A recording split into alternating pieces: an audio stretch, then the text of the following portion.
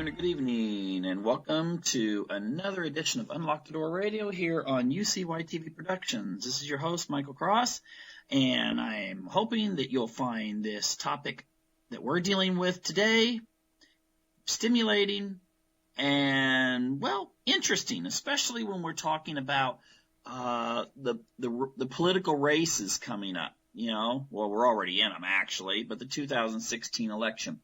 But I'm not going to really talk that much about politics. I'm going to talk more about psychology. In fact, what I'd like to do is ask people to maybe explore what is it that makes a psychopath? And who knows? Maybe we should see, are you one? Could you be one? Are you sort of one? I have a term that I like to use that is borderline psychopath. And that's kind of like you don't score high enough to be considered a psychopath in the traditional sense, or clinical sense, I should say, but you score way higher than the average person would. And I really do think that psychopathy is something that is on a range. It sort of looks similar to that whole bell curve, although it would look a lot different in the sense that you wouldn't have everything in the middle as being an average. Most of the time, I think when you give a test like this, you'll find about, over 80% of people will score somewhere around 0 to 5 on, one of these psychopathy tests that appear to be, based on the criteria that's pretty common out there about what a psychopath is. So if you take those tests, usually they're 20 questions. Don't worry, we'll get to that 20 question test in just a moment so you could test it to see if you are, or maybe your husband, wife, boyfriend, girlfriend, your ex, your boss, or maybe the person that you're thinking of voting for president. Could actually be a psychopath, or at least have a lot of those traits. But before I get there, I just want to say, first of all, that the tests are usually 20 questions, and they test pretty much your personality, although the last few questions deal mostly, without getting into a lot of psychological jargon, deal mostly with behavior. But the first part deal more with, their behavior, but also the way that you think. So, like I said, most people, the vast majority of people, if they take these kinds of tests, they score 0 to 5. And then there's a few that get into the 5 to 15.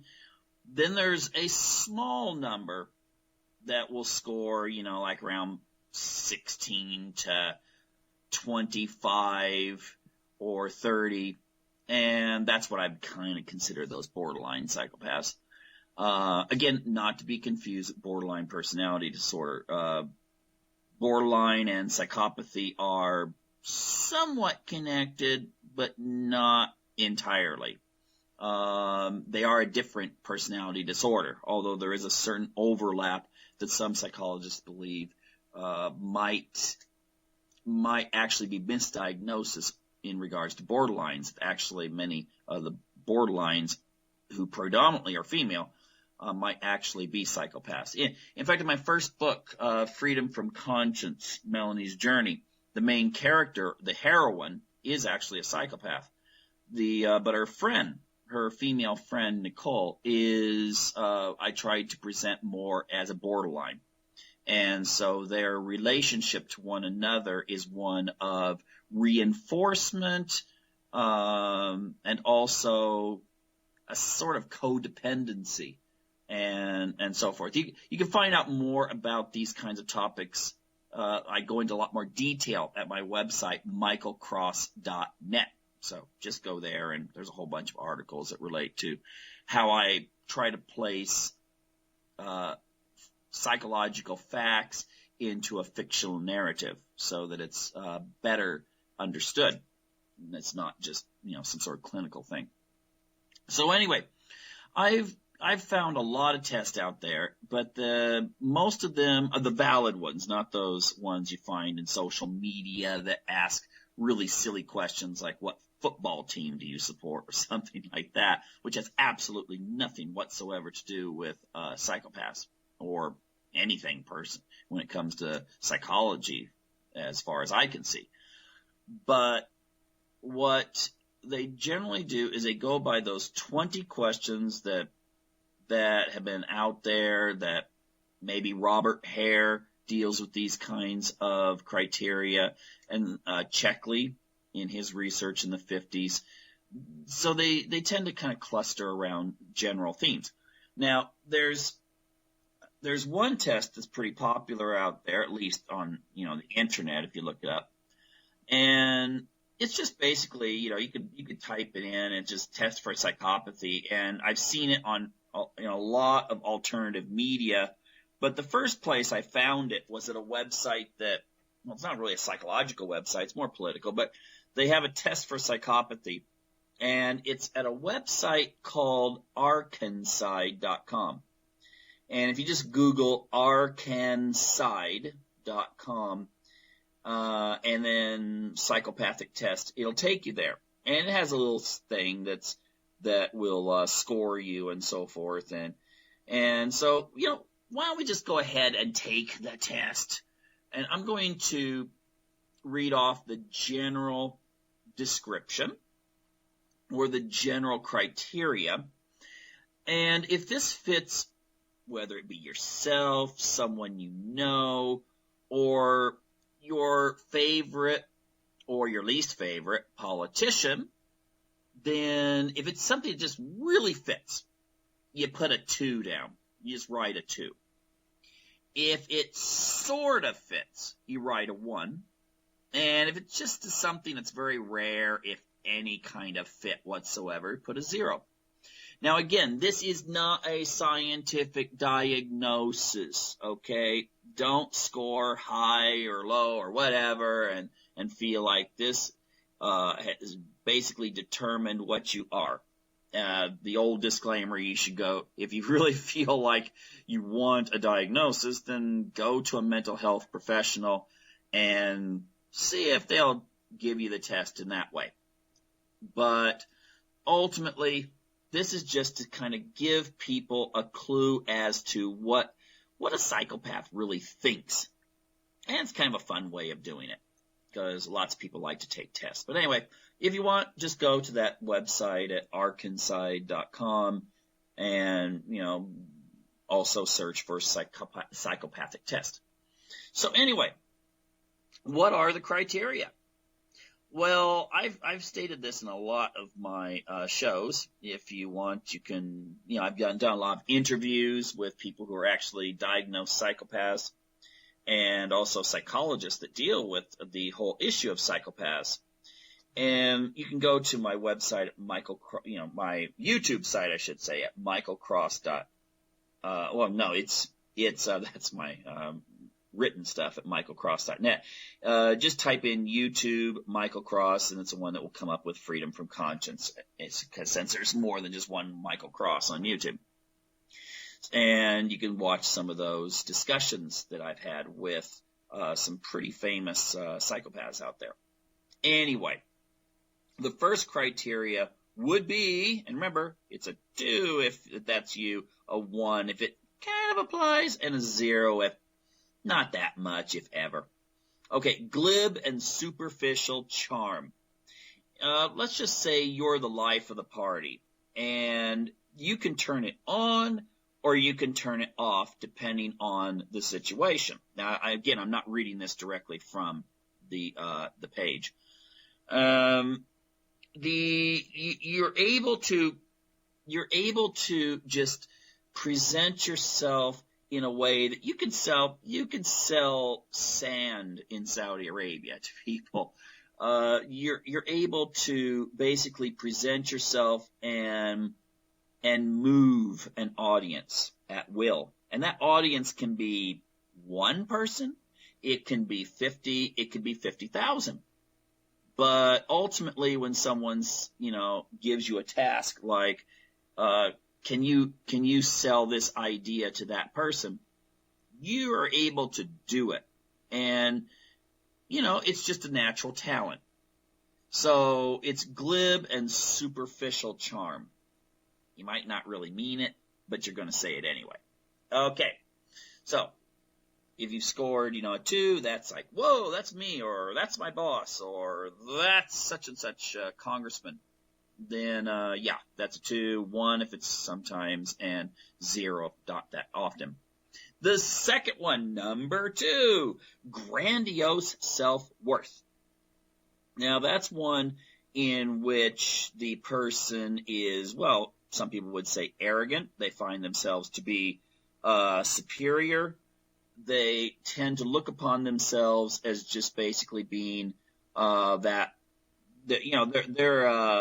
in a class of their own. And, well, that clicked off a little bit there. Anyway, it's basically a kind of a grossly inflated views of your abilities or your self-worth. Now, that can usually mean that you're very selfish.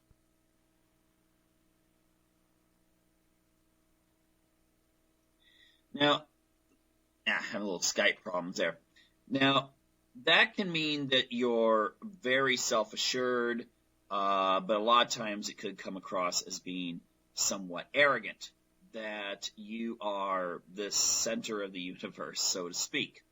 Again, grandiose self-worth. You've got it can also mean, too, that you've got this feeling that there is this destiny that awaits you. I know there's a lot of politicians who have, if you look at their writings, they'll say ever since maybe being 8 or 9 years old, they wanted to be a senator or a president, while their friends were saying, I want to be a fireman or something like that. They wanted power early on. Okay, number 3, a need for stimulation or proneness to boredom. So, in other words, that can translate out to such things as doing things that are different, novel, different approach to things, doing things that, and there's an explanation for this in regards to hormones like serotonin and so forth. But ultimately, it's that you need a little bit more kick out of life than the average person would. The average person could go and see something, do something, experience something, and they're like, wow, that was so special. A psychopathic person might be more prone to like, what was so special about that? I want something different. Okay, so they tend to be a little bit restless. They don't want to just sit around, and spend hours contemplating something. They want to be doing something different. They don't want to be just doing dull or routine things. They don't like to do tedious work. They can be very creative, but at the same time, they don't want to be the ones that actually put everything together, for the final project. Now, 4, a tendency to lie. Okay? Now, when I say lying, I don't necessarily mean that you just say something that's not true. Just a flat out lie. Or it could be a flat out lie. But it can also mean people that are very able to twist words and use them, kind of the half-truth thing, I did not have sex with that woman, type of thing. And in a legal sense, you could say, well, no lie has been told. Even though in a, when people are saying, well, wait a minute, this is not true. When you look at it under cross-examination. But the thing is that psychopaths are very good at being able to present something in such a way that it could be true on paper even. I would say that probably the more intelligent psychopaths are the ones that are masters of manipulation when it comes to that sort of thing versus the less intelligent ones, which, or maybe when they're really, really young, little kids, they're going to be more likely to say things that you can look at and go, wait a minute, that's just not true. How do you, what, you take me for an idiot? Okay. So, generally, I mean, everyone lies, and lots of people do it all the time, but psychopaths have a certain flair about it. And, maybe that's why there's a lot of psychopaths in journalism as well as in politics. Anyway, number 5, cunning and manipulativeness. And basically that's the ability to cheat and to be able to get away with it without feeling any kind of remorse or anything.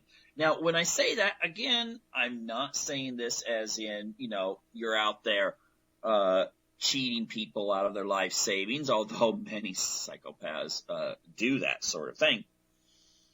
But it could be that you're able to work your way around a situation and advance yourself. If you want something, you're going to get it.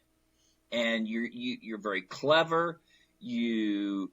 Basically, you're the kind of person who the conspiracy theory is talked about. Okay?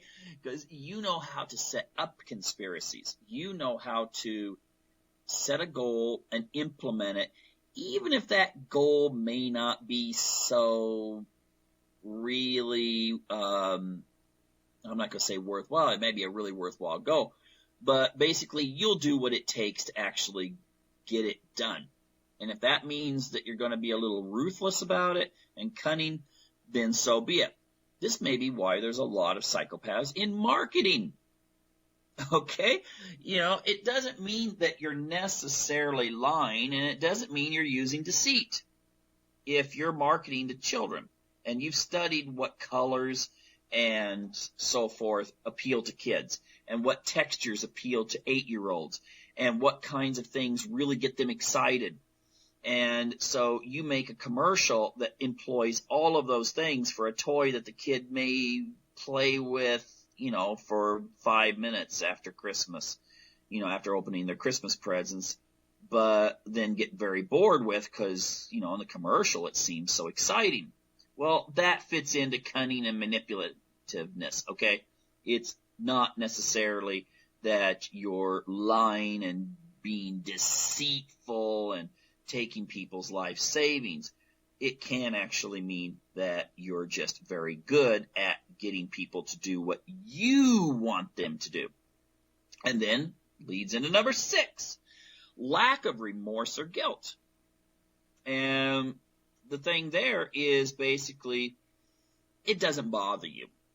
If you're a salesman and you sell something, if you get some guy that you're kind of getting the idea that, maybe he's worried about his appeal to women. Let's say he's a little short guy and, a little dumpy and everything, and he comes on the car lot, and you're able to sell him this really expensive but big muscle car, and that his finances are kind of weak, but he'd be able to pull it off.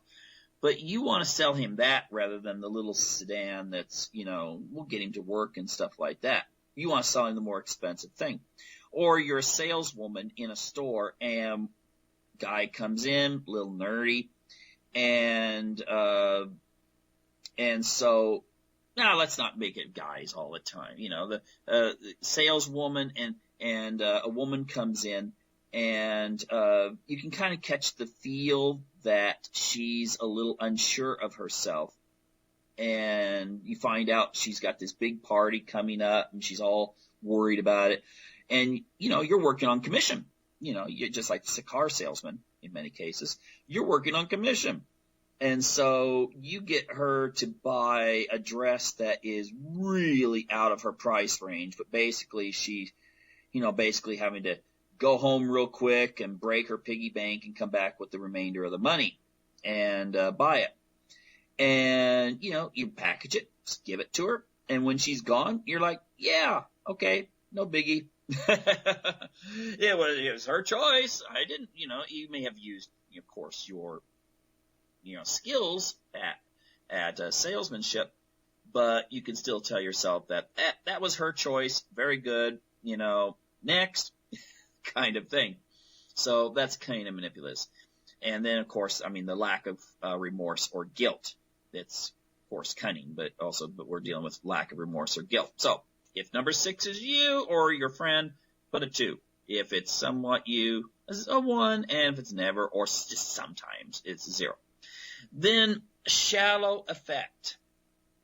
Now, this is something where it's quite interesting about psychopathic people because they can they can appear almost like they don't feel emotion at all. They could be like a Mr. Spock. Okay? In kind of a sense, I've always wondered if the character Mr. Spock is a psychopath or if he's Asperger. I think he's more Asperger. But someone that really, you say something to them and they're kind of like, okay. And it's something really, really either exciting or tragic. And it doesn't seem to really affect them that much, or some sort of really gut-wrenching thing on TV that you're watching together, and he or she is just kind of like, yeah, okay, whatever, that sort of thing. But at the same time, they're able, if they have to show a certain level of remorse. They go to a mutual friend's funeral, and they're shaking people's hands, hugging, acting really, really like this is the worst thing that ever happened to them. And then the funeral's over, and they're kind of like, hey, let's go see the new such and such movie. And they're like, nothing happened. Okay, that is kind of that shallow affect thing, and what they call here emotional poverty. Kind of cold, and sometimes tactless, because ultimately you kind of like, you don't really take in all of the emotional depth of the situation. Now, there's one here, a parasitic lifestyle, which means basically that the person has a lack of motivation, a low level of discipline. They say here, an inability to begin or complete responsibilities. Now, this one I would argue with, but I will point out, I want to go into a little detail here. Psychopaths can often be people that have a very major goal, as I said, with grandiose self-worth. They may have unrealistic goals and so forth. But, and we'll get to that. But the thing is that they will tend to delegate responsibilities to people. And when it comes to politics, many of them that do make it, they want the goal, they'll do everything they can, and they can be great in front of an audience, but they need people on the campaign staff to kind of keep them out of trouble. Okay? If it's some, male politician, you're kind of like, okay, that young woman that's shaking hands with him right now after the speech, make sure that you keep those two separate from one another. Okay? Because they're often their own worst enemy in those kinds of situations. So, yeah, but again, ultimately, a lot of times it's a situation where they might have relationships that are codependent. They need the other person to kind of keep them in line to reach their goals. Okay, whether that's a business relationship or a romantic, and of course, in a business situation. And so forth. We're talking about the ones that, are very ambitious. There are psychopaths that are not very ambitious, and they're perfectly willing to marry someone for their money, or they're willing to find a way to fake an injury or something like that. So, but again, it's still this kind of a manipulative way to exploit a financial dependence. And poor behavioral controls, number 10. And this can mean that a person acts rashly, They don't think through the consequences. They'll jump. This is sometimes why they do well, though, in business, because maybe there's a business deal that no one dares take on. They're like, oh my gosh, I will totally fail at this, and the boss will hate me, and all this kind of stuff. So the boss throws this almost suicidal mission out for his employees to accomplish something.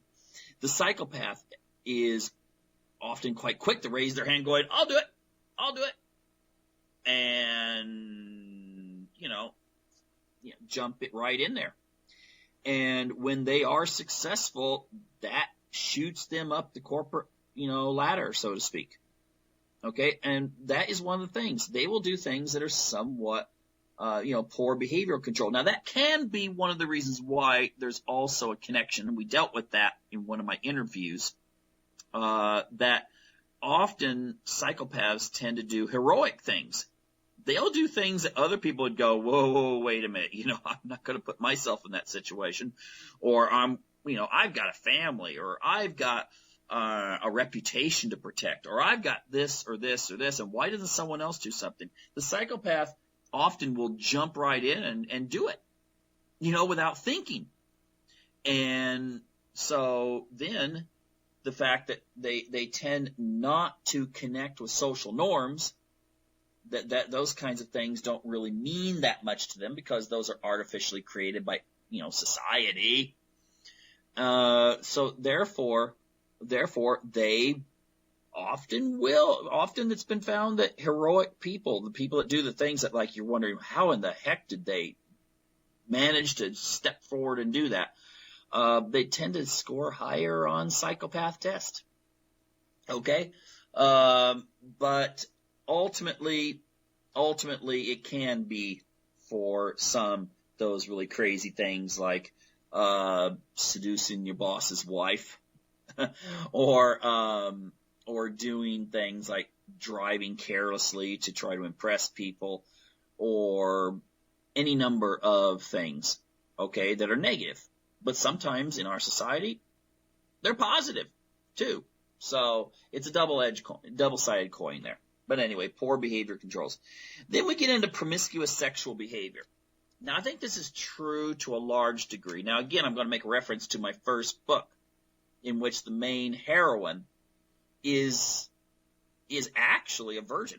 She is very, very selective, though. She feels herself a certain arrogancy, which you've already talked about, in which she is not going to just go and be with some guy because it's, that's what to do. She wants it to be someone who's her equal. And so some psychopaths are not sexually promiscuous. Now, of course, as the books go on, that there's a redefining when it comes to what she sees as promiscuous. And, of course, psychopaths will do that. They can justify having a mistress or a boyfriend, girlfriend, whatever on the side, and it not bother them. They can make justifications for it.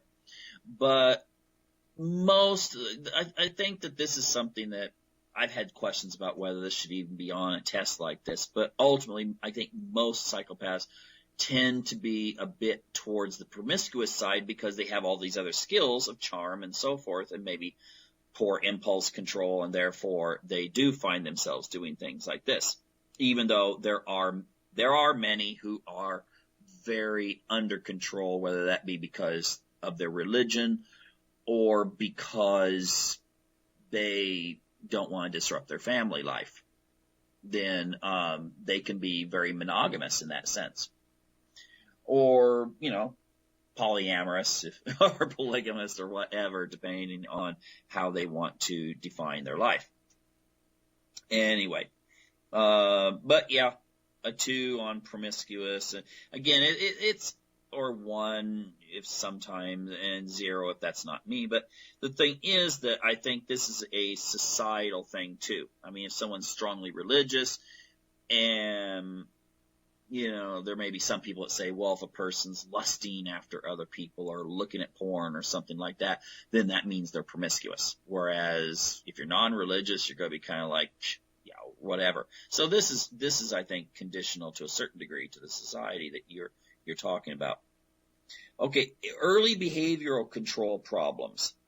And that can mean, lying, getting in trouble, theft, vandalism, being a bully, any number of things that, always being a total misery to your parents, no matter what. Okay. And this can, this early behavior problem, not wanting anyone to tell you what to do, essentially. And it could be criminal or it could be non-criminal.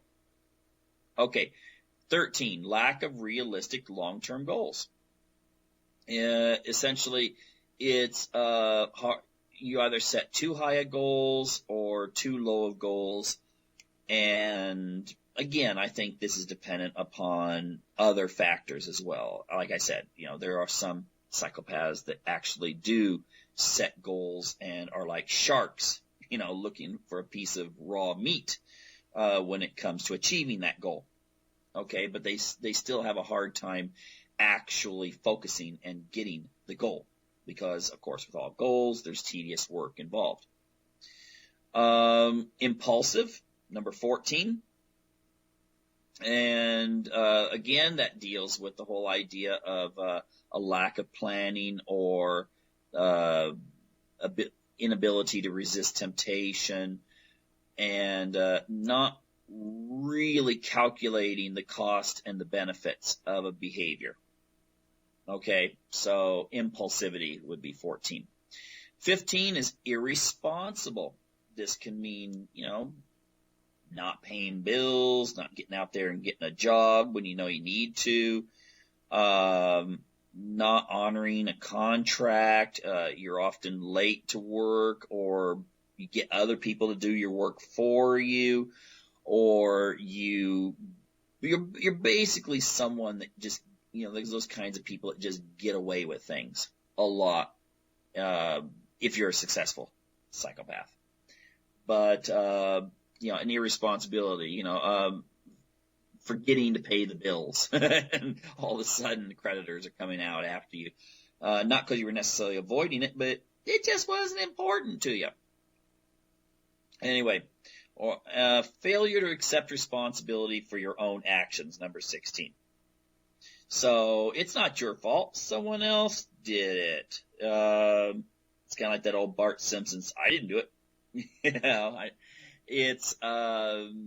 So ultimately you find some way of saying, without any guilty conscience whatsoever, he did it, she did it, it's their fault, it's not me, it's society's fault, it's the vast right-wing conspiracy, I don't know, but it's someone else's fault. And let's see, 17, many short-term marital relationships. This is, again, a general thing. This is the average, because a lot of people just find that they cannot accept the behavior that a psychopath might have. So therefore, relationships break up. But then again, there can also be what I would consider a psychopathic determination to maintain a relationship. And in those cases, you could have even two psychopaths, and it's rare, but it does happen, where two psychopaths actually meet and are able to have a very long-term relationship with one another. Okay, I think there may be, well, I'm not going to give examples, but anyway, there's probably famous people that both the husband and wife are psychopathic, but they're able to maintain their marriage and relationship and so forth. But most of the time it's relationship to relationship to relationship. And I've also heard the thing about the, be aware that with these kinds of people, they're always saying, oh yeah, my last marriage broke up because my husband was this, or my wife was that, or my boyfriend, girlfriend, whatever. They're always really quick to say, they were perfect and everyone else was terrible. Juvenile delinquency for 18. And that deals with such things as all of these things I've talked about. But it doesn't necessarily mean that you wind up in jail. Maybe you got away with a lot of stuff. Maybe there's things you did that you're going, oh my gosh, if they would have caught me for that. But juvenile delinquency, and it's a pattern. It's not just, oops, that one time I spray painted the barn or something like that. It's not that kind of thing. It's just kind of this idea that a lot of young people have is, if I can get away with it, I'm going to do it. So, that's juvenile delinquency there. And of course, if you get in trouble, number 19, that would be revocation of conditional release. So, you get caught and then the police, the judge says, well, if you do this, you're going to be in even bigger trouble. 3 strikes, you're out type thing. But, you strike out once, then you strike out twice, and then number 3. So often the person is still, they're not like controlling themselves. They just go out and do it again. They cannot help themselves. And 20, criminal versatility.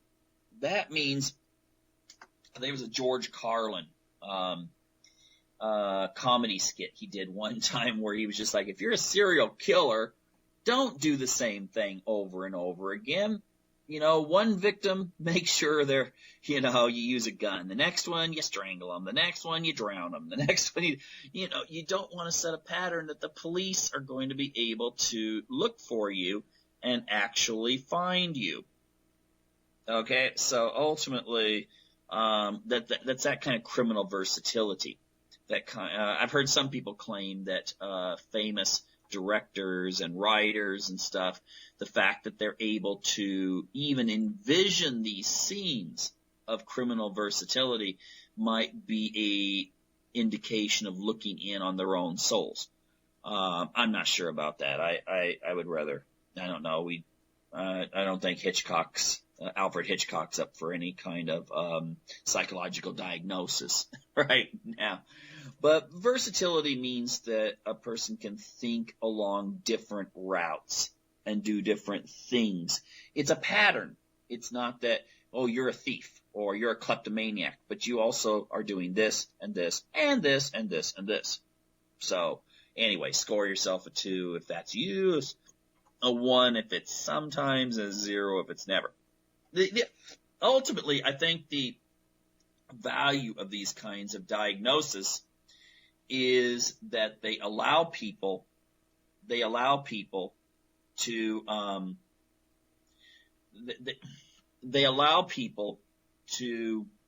be able to get a insight into exactly what a psychopath is, and other kinds of diagnosis as well.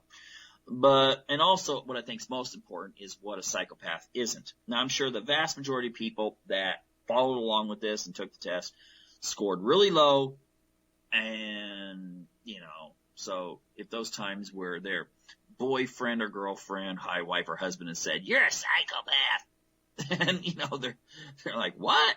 It's turned into an insult, and it's actually a diagnosis, okay? It's an actual psychological condition.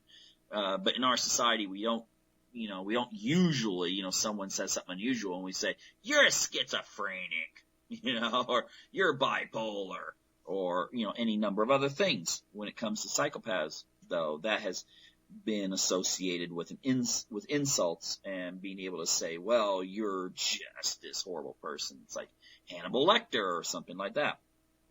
So if you scored low, which most of you will have, then, don't worry about it. But now if you're taking a look and maybe you're going, wow, this one person running for president, or I was watching the debates, whether they be the Republicans or Democrats, and wow, they just seem to be all of them.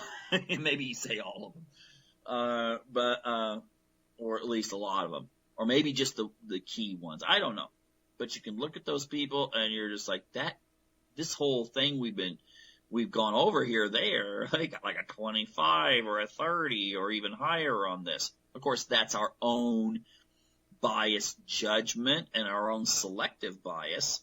We're going to look at the people we like and go, hey, they did this. And, if they ate a puppy, it was just like, oh, well, they were hungry. Versus if it's a bad guy, it's like, yeah, you're a cruel, horrible person. And that sort of thing. But still, this does give us some insights and gives us an ability to be able to see what the condition's all about. And again, I'm not even demonizing most psychopaths. There are many of them that are actually ethical people, but they just think differently. Okay? They think differently. And so in that sense, they may do the right thing, but sometimes it might not be for the reason you think they should be doing it. But then that gets us into a philosophical question.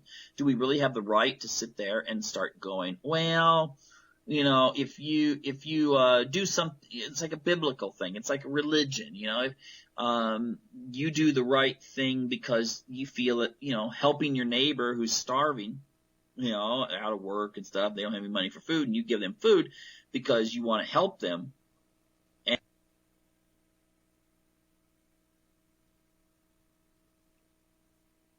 Okay, again, Skype problem. Anyway, but you're helping them because you want to do what's right. In your heart, some people would say that might be different than if someone else does it because their religion, they feel like they're getting, points for helping their neighbor. Ultimately, if you're the neighbor, you don't care. Okay? If your surgeon, if you have the best surgeon in the world and he or she cuts into you and they save your life, are you really worried that they did it because they really cared for you or because they want to maintain their reputation as the best surgeon by saving your life, no matter at any cost? Okay? So that gets us philosophical. But anyway, it is something we need to consider. And really when you're studying politics nowadays or a lot of different facets of life, whether they're romantic or whether they are business or whatever, knowing something about psychopathy is probably a pretty good idea. But please don't start diagnosing everyone, every single person around you, unless, of course, you're a member of Congress, as being a psychopath. Anyway,